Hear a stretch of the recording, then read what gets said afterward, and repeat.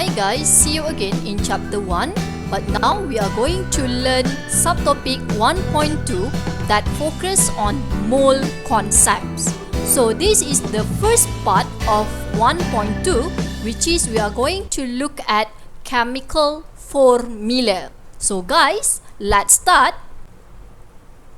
Okay guys, in 1.2 mole concept, we are going to learn about empirical formula for the first part here and molecular formula, and then we are going to look at the interconvert between mole, mass, number of particle, molar volume of gas at STP and room temperature, and then we are going to learn about empirical and molecular formula. Okay, so this is the relationship between mole, mass and number of particle, also the volume. Okay, so this formula, I think you are very familiar with this formula. So how to calculate mole from mass, how to calculate volume from mole, all that. Okay, ini just nak remind balik apa yang you pernah belajar since school. Okay, nak ingat balik ni. Tengok semua. Alright, so apa-apa pun kelas, the starting should be start with number of mole. From mole, you can calculate mass. From mole, you can calculate volume. And from mole also, you can calculate number of atoms of molecule. How to calculate mass from mole? So, by using number of mole, you need to times with molar mass ataupun you biasa panggil jisim molar. And from mass, nak kira mole, kena bahagi dengan jisim molar. So, dekat mana nak dapat molar mass ni? Ingat balik yang chapter 1.1 I already explained to you. You can find it from table relative atomic mass. Okay? And then to calculate the volume, you need to take note here and you need to read the question carefully. Either the condition is at STP or RTP. STP means standard temperature pressure, which is the temperature is 0 degrees Celsius, while RTP means room temperature. Room temperature means the temperature is 25 degrees Celsius. So you need to read the question carefully when you want to calculate volume, either the condition at STP or RTP. Okay, so to calculate volume from mole, you need to times with 22.4 liter ataupun zaman sekolah dulu you all pakai dm cube. Remember? Boleh juga nak pakai dm cube. Okay? But for RTP, you need to times with 24 liter. So from volume to convert jadi mole, you kena divide by this value. Remember? And then how to calculate number of atoms or molecule? So from mole, you can times with Avogadro constant. What is the value of Avogadro constant? Ingat lagi tak? Yes, 6.02 times 10 power of 23. So ini juga you tidak perlu hafal sebab sudah ada dalam list of constant value bersama-sama dengan table relative atomic mass. So this is the basic concept in mole concept. Please remember, tolong ingat. Okay, kalau awak tak tahu, that's the problem class. Okay, boleh?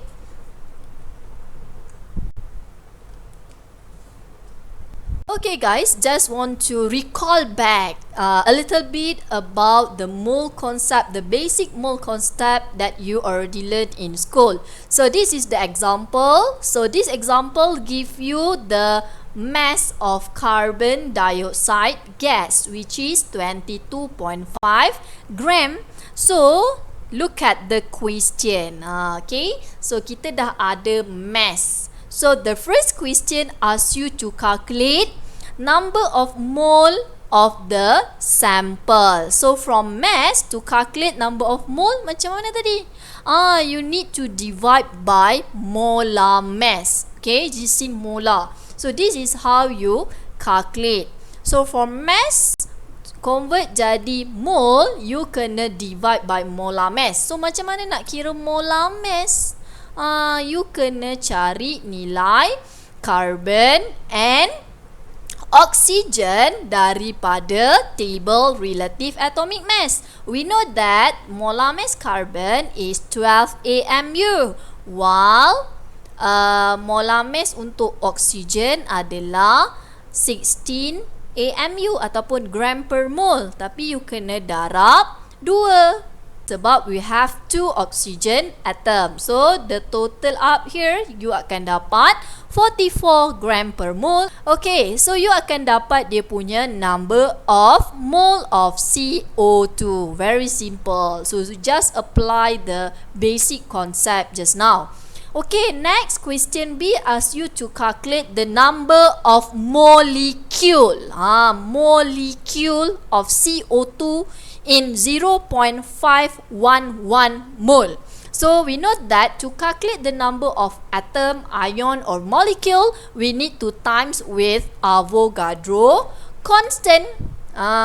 So as we know that class, 1 mole of carbon dioxide molecule must equal to 6.02 times 10 power of 23 carbon dioxide molecule.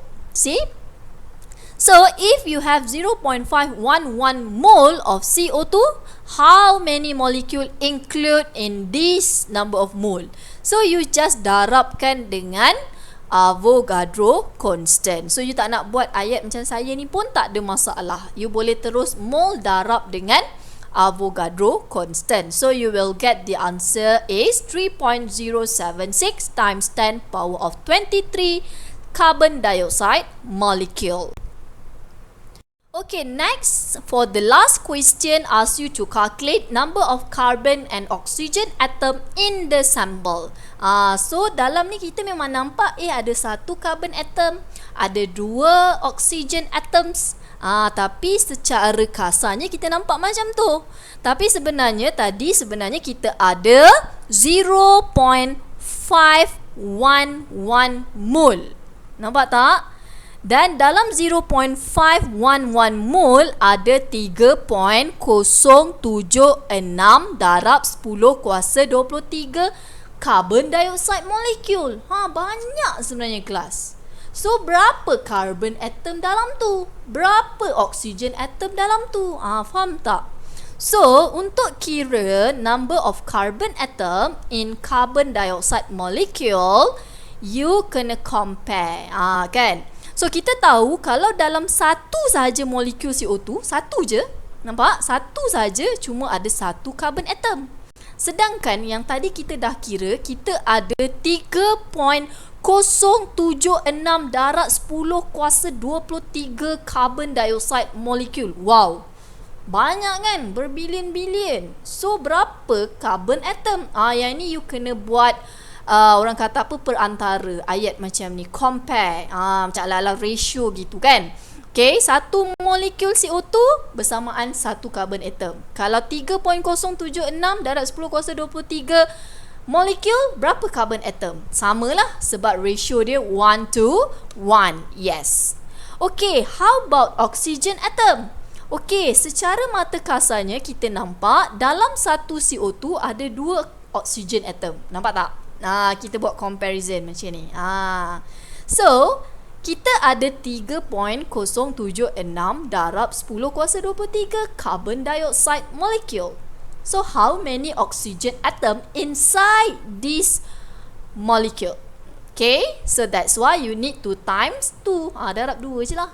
Okay, so you akan dapat in this molecule carbon dioxide consists of 6.15 times 10 power of 23 oxygen atom. Wow, sangat banyak. Boleh kelas? Okay guys, next we look at the type of chemical formula. So sebelum ni you hanya belajar ada chemical formula je. Kan? Kat sekolah dulu you ada belajar ada 2 jenis formula, which is empirical formula and molecular formula. Still remember? Okay, dekat matriculation, we have 3 type of chemical formula. The first one is empirical formula, which refer to the relative number of atom of each element in the compound, which is this formula is the simplest whole number ratio of all element in a molecule. Okay, later I will show you the example. Okay, the second one, we have molecular formula that show the actual number of atoms of each element of a molecule in the compound. Okay, actual formula lah yang sebenar. And then the third one, this one is something new for you that you are going to learn in semester 2. This structure formula shows the actual number of atoms, their relative placement and the bond between them. Kita akan tunjuk bond antara atom with atom. Okay, so this is the example of hydrogen peroxide punya formula. If you write the empirical formula, it should be like this, HO only. So you akan dapat daripada pengiraan kan. But the molecular formula of hydrogen peroxide is H2O2. Nampak? What's the difference? Lain kan? Tak sama kan? And the structural formula, kita akan expand the structure and show the bond between the atom. So kita ada HOOH. So we show the single bond between oxygen and hydrogen. So that's the difference between these 3 type of chemical formula. Okay guys, now we look at the example how to calculate empirical formula. Macam mana nak kira empirical formula? You all dah pernah belajar kan? Ini kita review balik atau recall balik apa yang you already learn in school. Okay, now look here. Dekat sini apa maklumat yang diberi. Okay, first you have the molar mass of lactic acid, which is 90.08 gram per mole, and then we have the percentage by mass of carbon and hydrogen and oxygen. Okay, the first question asks you to determine the empirical formula. So we know that if you want to calculate the empirical formula, we are going to use a table. You need to construct a table. Okay, so mungkin ada antara you all maybe cikgu sekolah dulu tak ajar pakai table, dia ajar you all pakai ratio. So it's up to you, but for me lagi senang untuk awak guna table, so you lagi jelas nampak. Okay, so this is the table dan saya dah siap masukkan all the value here. So kita akan ada 4 term kat sini. Kita ada percentage by mass, so you masukkan for carbon, hydrogen and oxygen. So oleh kerana dia bagi you all in percentage, so we assume that the mass of compound equal to 100. Sebab percentage kan. So kalau you tambah semua ni, memang you akan dapat sama dengan 100. So kita boleh directly take the value of mass for carbon and hydrogen. 40 gram carbon, 6.7 gram hydrogen and 53.3 gram oxygen, like that. Boleh terus ambil macam itu sahaja. And then we need to calculate the number of mole for each atom. Okay, nak kira mole, divide by molar mass. So molar mass carbon 12, so you dapat mole dia. Molar mass hydrogen 1, molar mass oxygen 16. So you can refer to the table relative atomic mass. And then you akan dapat mole for each atom. After that, you kena kira mole ratio. So to calculate the mole ratio, you need to choose between these 3 mole.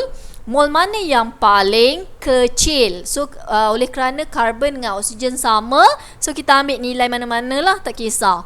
So kita bahagikan nilai mol yang paling kecil 3.33 bahagi 3.33 dapat 1. And then hydrogen 6.7 bahagi 3.33 dapat 2.0 something. So you boleh round off terus jadi 2. And then for oxygen also 1. So the empirical formula directly you boleh dapat CH2O. Okay, just want to remind you, katakanlah yang ni you dapat 1, yang ni you dapat 1, yang ni you dapat 2.7. So this 2.7 you cannot run off into 3. Salah.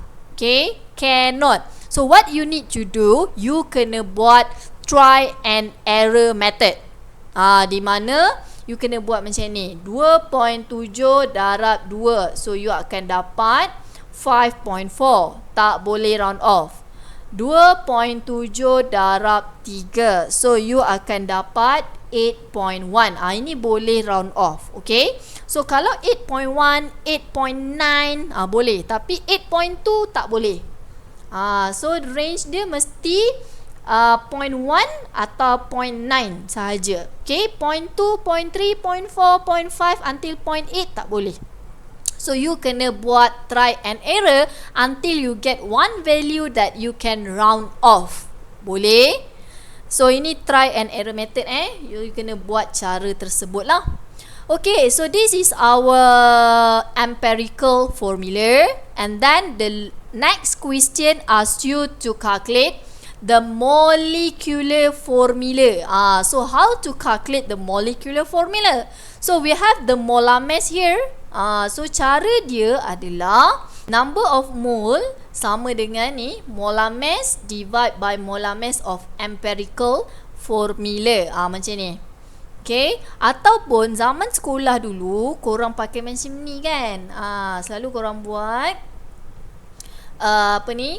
Ni dia punya empirical formula, CH2ON sama dengan molar mass dia 90.08. So awak terus je masukkan nilai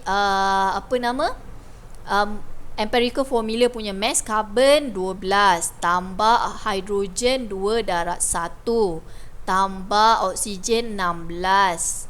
N sama dengan 90.08. Betul tak?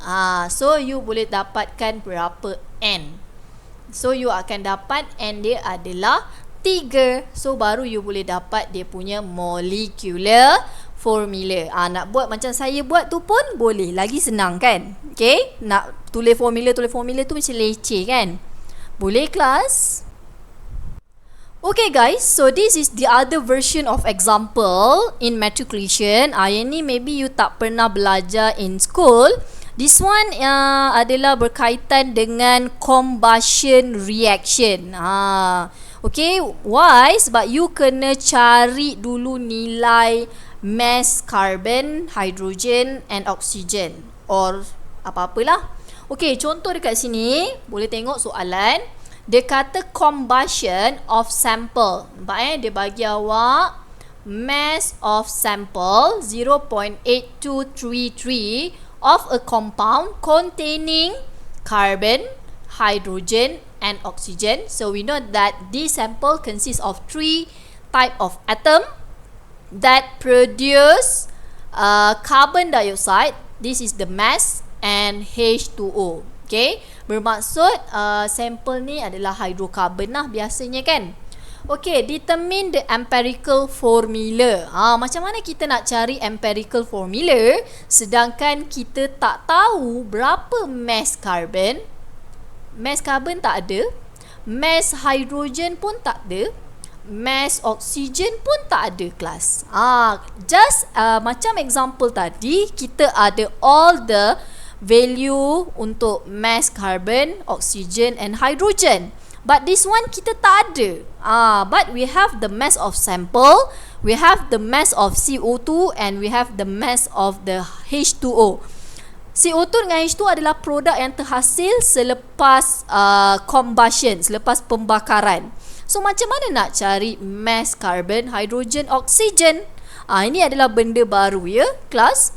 Okay, cara dia you kena cari dulu. Macam mana? Okay, I'll show you. Ni formula dia. Step pertama, kita cari mass carbon, hydrogen and oxygen. Okay, so kita ada CO2. Dalam CO2 ada carbon. Okay, so kita ambil mass CO2 tadi 2.445 gram. So you darabkan dengan 12 gram of carbon divide by 44 gram of CO2.